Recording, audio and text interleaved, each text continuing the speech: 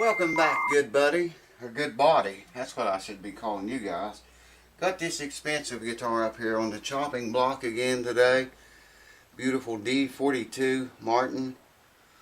And what are we going to do to it? Well, we're going to, remember this crack I showed you around the back here at the heel? That's the reason the guitar is here. Is the owner was worried about the neck joint pulling apart. That's not what's going on.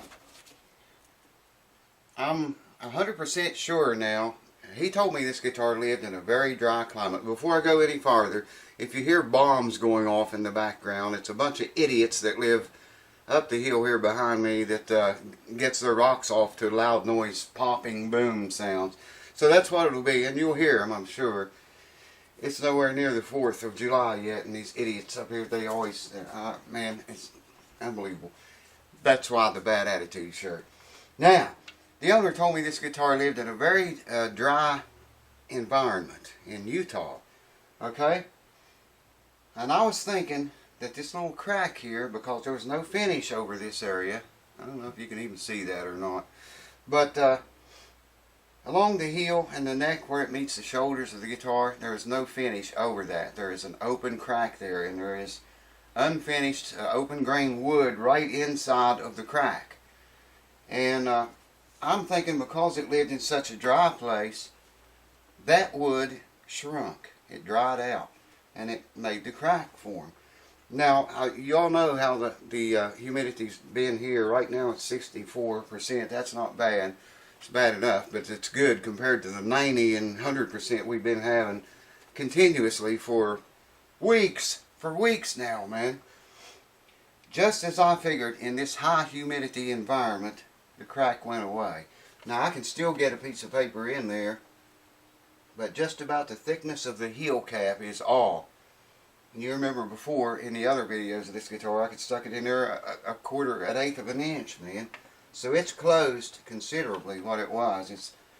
The guitar's been here about a week, so I don't think it's going to close up any more than that.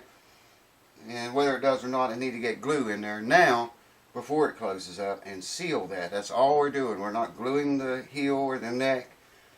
We are just simply putting glue over the crack to seal that crack, keep the environment out, keep the humidity out, skin oil, dust, whatever.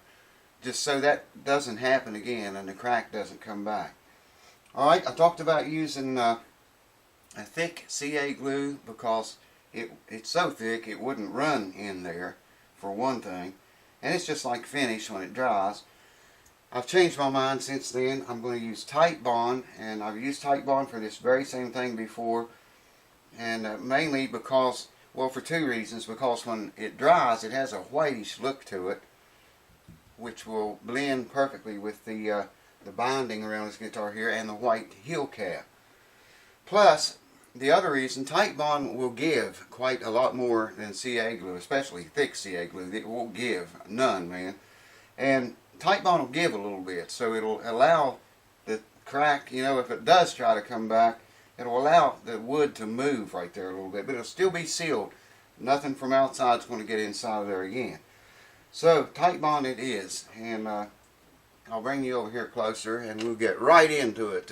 Just don't let the boom scare you away. Hold on. This is really going to be a very easy fix. There's really nothing to this at all. I'm just going to squeeze glue along that crack. But like I say, the heel cap is whitish, yellowish like, as is the binding. And this glue is pretty much the same color as that. When it dries, it's still kind of got that look to it. So it'll be perfect, man. And like I say, it'll move. It will move with the binding. So let's just start right here. It's okay if a little bit runs down in there.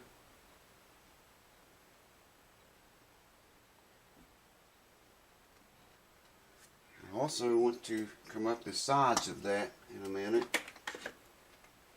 Just the sides where the crack is, not all the way up the complete side of the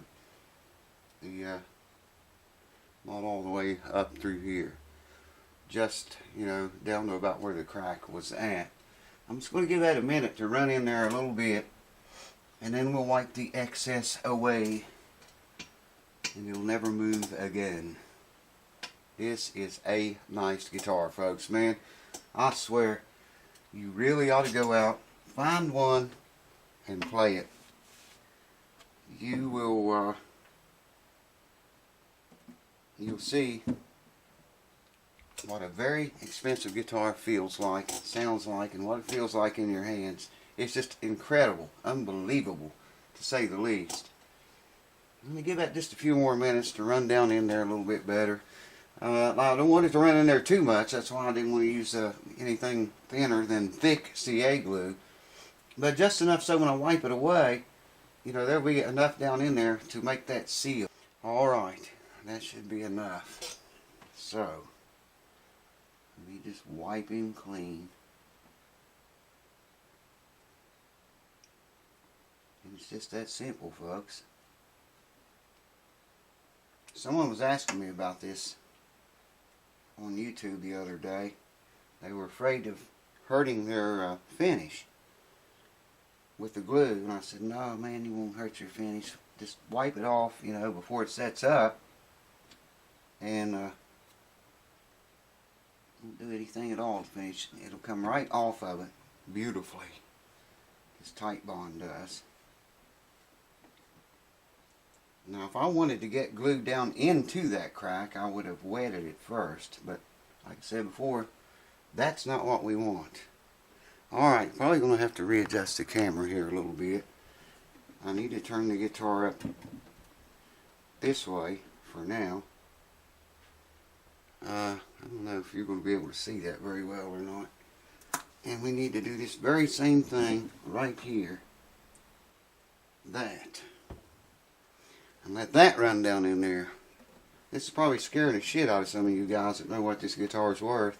I'm almost afraid to touch it myself. But, you know, you got to work on them occasionally. That's nothing, man. That'll clean up. It'll come right off. You'll see. It'll all be good.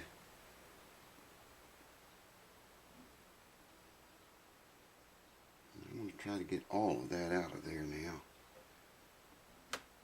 At least what's visible. And that just pretty much did it right there, I think. Yes, sir. Let that set just for a momento. And let that run down in there. I'll bring you back. We'll flop it over, do the other side. Hold on. Alright, now we are working on the other side of the guitar. I'm going to do the very same thing that I did before. Don't know how well you're going to be able to see, but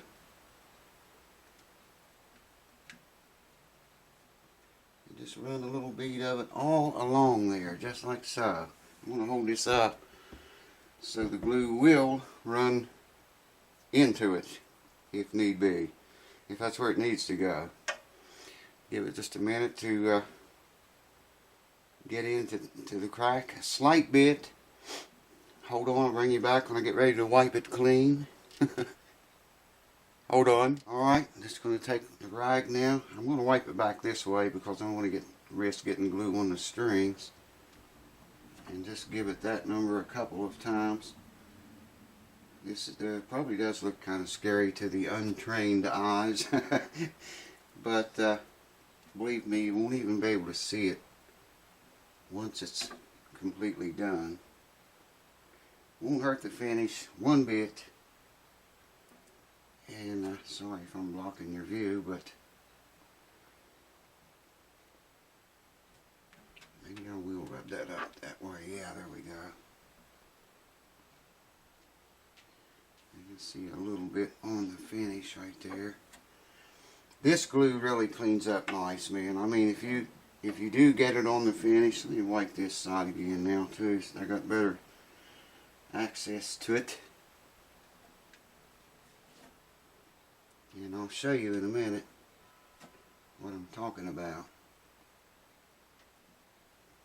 I'm going to get the camera and bring it over here and I'll show you a closer look. Hold on. Here's what I'm talking about. So you can see, oh, it looks like a lot more glue than what's really there.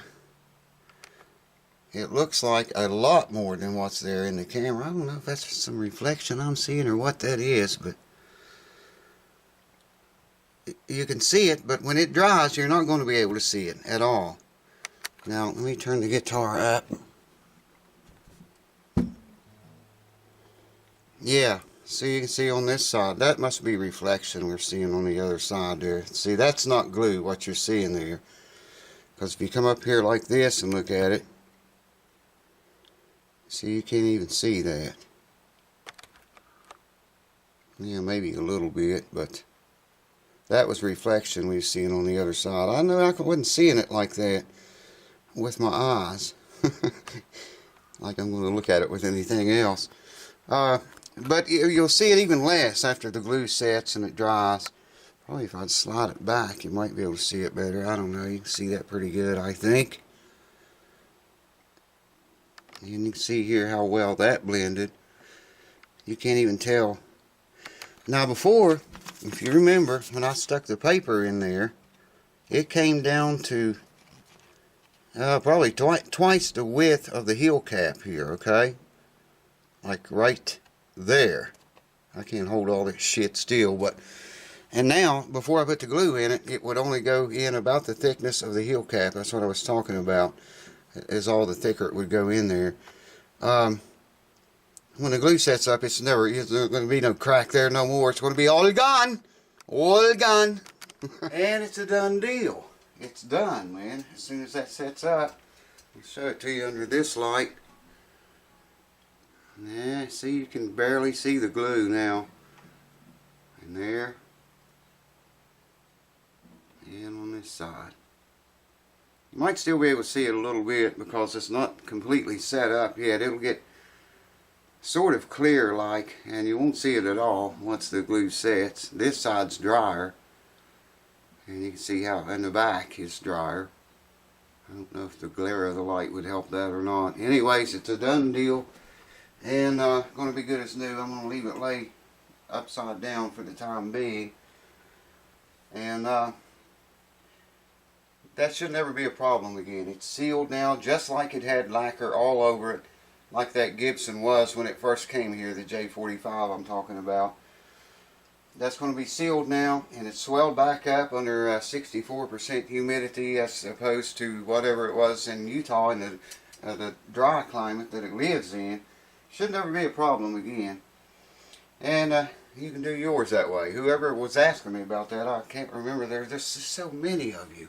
I can't remember all your names.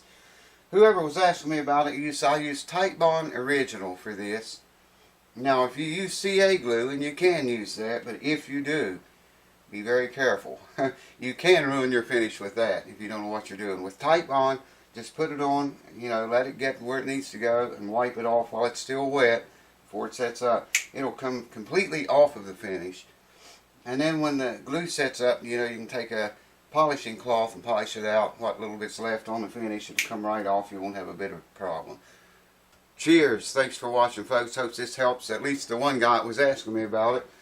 I know it's going to help this guitar. We're going to hear this thing again. Oh yeah, this guitar has a bone saddle in it. Okay, that's what the owner and me decided to leave it bone. All right, I set it up. And then we were talking about it, and he wants to try a tusk saddle in it also. So I don't have any tusk blanks, so I'm waiting on them. They're on order now. Should arrive probably tomorrow or Friday. I don't know when you'll see this. It'll probably be the weekend be past by the time you see it, probably. We're going to do an experiment with this guitar. You already know what it sounds like. Well, we're going to take a tusk. I'm going to make a tusk saddle, and I'm going to intonate it as best I can. Make the same string action height. Going to be all the same. And all we're going to do is just, I'm going to play it with the bone saddle in, swap it out for the tusk saddle, play it, and you guys can tell me the difference, if you like it or if you don't like it. Tusk works on most guitars, but not all of them. It's not good for every guitar. I recommend tusk saddles and nuts on guitars. It's got a shitty sound to start with. Maybe it's just a really dull, clingy, it doesn't have any tone or any quality sound to it, like most cheaper guitars are. put a Tusk saddle and nut in it, it'll bring everything that guitar has up a step. Now, a guitar that already sounds good, sometimes it's an overkill, okay? Got too much highs or too little of lows, or, you know, a bunch of crazy things can happen. Too loud. Now, you usually don't hear too many complaints about them being too loud, and that's something I'm going to make a video about, playing dynamically. It's coming. Anyways, hang around for that comparison between Tusk saddle and bone saddle in this guitar, D42 Martin. If you're ever going to be able to tell the difference, you'll be able to tell it on this guitar. I'm thinking Tusk might be an overkill for this particular guitar. But, you know, the owner will have it. He can swap them out anytime he wants to, and whichever one he likes, he'll probably leave in there. Cheers. Thanks for watching. Hang around for that and the dynamics playing thing. It's coming. It's going to piss some people off, I know. Especially banjo players. Cheers. See you soon. 100% bad attitude. How much? 100%. I'm just about ready to put it to work tonight.